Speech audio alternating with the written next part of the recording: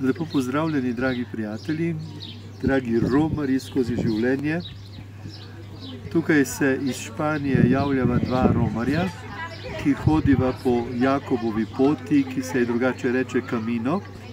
In seveda po tej poti hodiva zdaj že več kot 14 dni, kmalu bo 3 tedne in skoraj sva na pol poti. Danes 18. dan. Danes je 18. dan, nekako sva skoraj na pol poti, ampak ne javljava se s tem namenom, da bi pripovedovali o tej naši poti, čeprav mogoče s parimi besedami. Zelo vroče je tukaj, zelo vroče, naporno je hoditi po dnevi, zato vstajamo zjutraj ob 5 in gremo na pot približno ob 6, včasih kakšno minuto prej, včasih kaj kasneje, tako da do pol dneva, ko je že zelo, zelo vroče, prehodimo v glavnem 20 plus 22, 23, 25 km.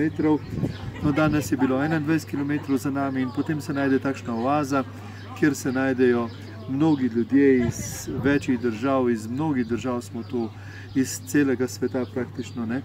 Ampak se pravi, namen tega našega pripoveda oziroma tega najnega javljanja je pa v tem, da bi poskušala povedati nekaj v zvezi s tem slovenskim romanjem, slovenskim kaminom, ki se bo začel čez par dni.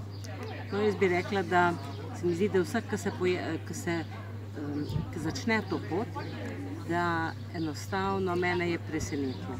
Jaz mislim, da nisem bila pripravljena in se mi zdi, da smo tudi v življenju večkrat tako, da nismo pripravljeni na pot, ki nas čaka v življenju.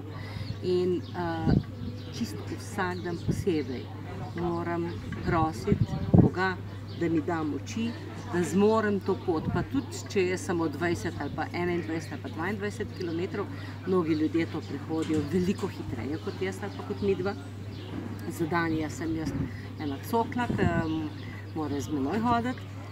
On bi sicer tudi šel malo hitreje, ampak tako pač je v življenju. En drugega je prav, da počakava. In moramo vedeti, da moraš priti na cilj, moraš priti na tam, kjer boš lahko počival in kjer boš lahko nabral novih moči. To je neverjetno, koliko se čez noč lahko človek regenerira.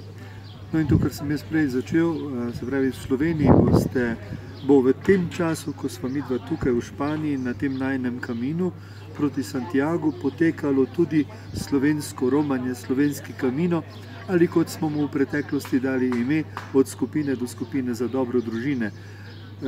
Organizatorji, ki so prizadevni in si prizadevajo, da bi vsaj nekaj dni hoje poskušali izvesti v njihovem kraju, ne bo to v Prekmurju, na Štajerskem, Gorenjskem, Primorskem in Dolenjskem, so pripravljeni in želijo, da se jim čim več ljudi pridruži.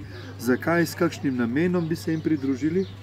Jaz mislim, da res slovenske družine nujno potrebujemo več molitve, več zaščite od zla, ki je prisoten v svetu.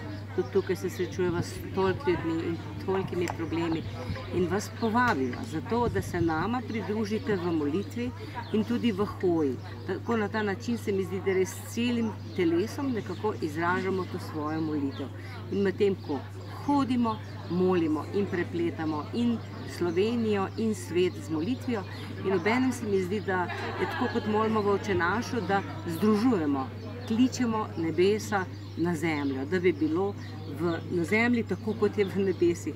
In veliko nas mora biti, če hočemo, da se bodo stvari zboljšale v Sloveniji ali pa tudi v svetu.